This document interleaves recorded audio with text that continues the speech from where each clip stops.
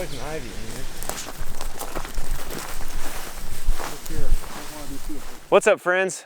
As you can see, we're out here by a pond on some public land this afternoon, and this is going to be the first video in a series of videos called Mapping Whitetails. And we did some of these last summer with OnX, where we tackled a public property basically from start to finish.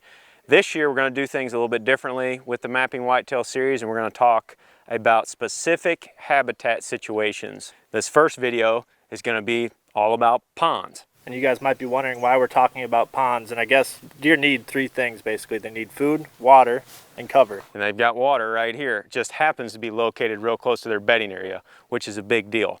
When we find these on public land, we pay real close attention to them because there's a number of different things around this pond that are attractive to deer. I mean, we're on a trail right here that funnels down and goes right up over the dam of this pond, and we had a camera right there, I think last year, didn't we? We got lots of videos of deer coming and going and drinking right here in this cove where it's a little bit lower. But bucks will love bedding around these things. Oftentimes in the rut you can hunt next to them and you'll catch bucks pushing does up close to these ponds, getting a drink while they're cruising or whatever, especially if you find them way back in the timber or back in the thick stuff close to their bedding areas. These can be ideal locations. The first thing we'll talk about here is how the water in the pond funnels deer movement. As you can tell behind us, we got a dam right here on the lower side of the pond, and right here in the corner of the dam is almost kind of like this little mini cove where the water is washing past the dam. And as you can tell right over here,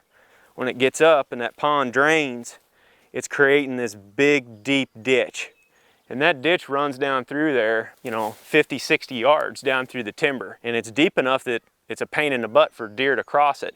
But right here in this little space in between Jake and I, there's a beaten trail. Now we're going to take this trail up across the dam and follow it back into the thick side of the pond. Remember, you've got crops and open terrain that direction where the deer are going to be at night. On this side of the pond is probably where they're going to be bedded during the day. So we're going to follow this trail back there, see what we find. As long as we don't fall in the pond, because it's pretty high. These marrows aren't real waterproof. If I see a snake, I'm going to end up in that pond. We made it like 10 feet from the corner down there, and you can see a bunch of old licking branches broke right here. Where this fence is down, there's a little trail coming up to the dam right here. Main trail's right here behind Jake. And look right here. Got some old rubs. All that movement's pinched down right there at the corner of that pond. There's a bed right here, right on the top of the dam. You see me and Jake are getting into this kind of high stem count stuff here. It's a little bit thicker. There's an old bed right here facing the water. You can see the top of that ridge all the way up around there. On the way in, I think Jake even filmed the shot, like where a hunter would be walking in or other deer would be walking out to those fields. A buck could just sit right here on the top of this pond dam and have everything covered and stand up, walk 3 feet and get a drink. I'm sure that we're going to keep seeing that all the way around the rim of this pond. They got great escape too. If they do see somebody, they can pop down this and jump that fence and they're down off into all that thick cover. Bunch of other, connecting ditches down in there. Old rub here, Jake. Trail right here, leading off down into thick cover. Down here where they're just wearing this out, right here along the bank. And a deer can stand down here and get a drink. And come here, look what these things can see. Just over that hill is the crop field. And if somebody's walking in to hunt, because that's where the hunter access is at, and they can see you coming. If they're bedded right here behind us, which it looks like there's probably beds on that hillside, if they're standing here drinking midday, whatever it is, they're in all this high stem count stuff that's super thick right along the edge of this pond. And there's virtually no trees good for stands anywhere around this thing. Makes it a perfect spot for a big buck to hole up. Not all of them are created equal. You're going to find ponds in more monotonous type habitat just out in the middle of the woods, but anytime you do find a pond, it's going to create some sort of pocket of diversity. I bet you if you go up on this ridge too, you're going to start finding some big rubs where bucks are cruising the back side of this pond and all this thick cover.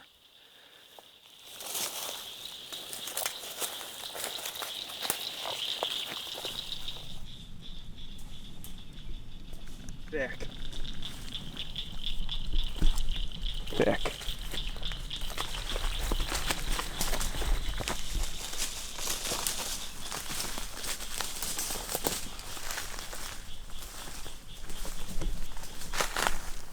Found another little bed up here, kind of on top of the thick hill, just, what is that, south of the pond? Yep. And right in here, there's a few more beds, probably for different wind directions and such. There's a bunch of big rubs right on the top of this little knob, right above this pond. This will be, kind of leads into our next point, the next move that we make. Like after we find these locations, we got to determine how in the world we're going to hunt them. And where this rub line is going, right here across the top, is obviously good buck travel. I guess that's what we're looking for when we come check these places out. The rubs and buck sign to confirm that it's a place that we're going to want to hunt. I mean, if you were to do a pan with the camera anywhere around this pond, you can't see more than 30, 40 yards. It's just pretty grown up. It's pretty thick. There's a lot of young vegetation where the deer have stuff to feed on, and they love bedding in this stuff. So it just sets up perfect for deer to want to lay right next to this pond. Yeah. And there's virtually no place for a stand in here. I mean, you're going to have to get in a ground setup or something against that fence over there to shoot these trails on the top side. If you came from the southeast, right up that fence nice and quiet, you're going to stay out of the bedding right below the pond and right up there along the pond dam. And you're going to ease in here to this buck travel that's on the back side of the pond. Now, remember, all the hunting pressure's across the pond, up on that far hillside, over closer towards the corn and in that field. Most hunters are going to walk in exactly the way we did. Yep. It's the easiest way to walk in, and it's where most of the rest of the public land is. This is just kind of a little hidden corner that most people are probably walking right by. Yep. And obviously the bucks are in here using it because there's huge rubs all over the tops of this thing. But to hunt it, we would probably set up on this side of it, get in this thick cover where we can maybe get a ground shot out to about 25 yards. There's obviously no place for a tree stand in here. And we would hunt it on some kind of a wind direction blowing back towards our access. Sets up, I mean, pretty simple, but you've got to work your way around the pond to see where the bedding is, to see where the trails are. But once again, with ponds, I mean, they offer all kinds of habitat diversity. In this particular situation, you've got a water source close to thick cover and bedding. You've got multiple food sources in here. You have a lot of this high stem count stuff that mature bucks love to travel through. Falling right on bedded deer. I mean, there's acorns laying right here. They got everything they need right here. And the number one thing that they don't have is pressure, because people are overlooking it and they're walking by it. So keep that in mind next time you head out to your area. Don't overlook these old ponds and stuff. I mean, one of our best public land spots back in Nebraska was over a pond. It was a little different than this in that it was far away from the access point. Like, it was a long walk back in, about a 25-minute walk, and then you cut through a little ditch to get to the pond. But it was ideal as far as access because you walk quietly along that path and then slip through that ditch. But it was close to bedding, and on an average year you could shoot all the way across it. That was a nice thing. Like, if the deer came to get a drink, they were within bow range. It was nice in that it was predictable. You knew where the shot was. It was going to be somewhere around that pond. Or my dad would set up in a climber covering the major trail that went around it. He shot a couple good bucks there. My brother shot his best bow buck ever over that pond. I shot a couple bucks there as well. I mean, consistently, year after year, it was our go-to spot. And even better, you had to hunt it on a northwest wind, so you get those good cool days in mid to late October. I mean, it was really good, you know, especially for public land to have that consistent of action. And surprisingly, it was good late season too. Even when it was frozen over, we'd still have deer come out of that bedding area and kind of scratch the slush on the top of the pond and get water that way. I think it's just one of those constant things that they're always used to using. You know, as crops change, as food sources change all the time, what is the one thing that never does? Yeah, permanent water source close to bedding. And didn't get a lot of pressure until that public land got really popular. And then there was guys that were getting back in farther from where we were hunting, like in between us and the bedding, and then the quality of the hunting went down from there. I mentioned that though about getting close shots with the bow, because that's what we're always looking for, is like why is the deer going to come here and be within bow range, you know? And a lot of times that can be the changing factor, is something like that, a scrape, a pond, whatever it may be. But yeah, and it's forcing deer around it. You know, it's a funnel, like you said. I mean, and it's perfect for a bow shot. Around this pond, you got a nice little 20-yard shot through these trails, which the pond and the ditch funnel has created. On the other side, the spot that we started out at, over there where that little drainage comes out of the pond. Ponds, guys, don't overlook them. They're sweet. Hopefully a few of these tips help you all out. And this is going to do it for the first Mapping Whitetails video this year.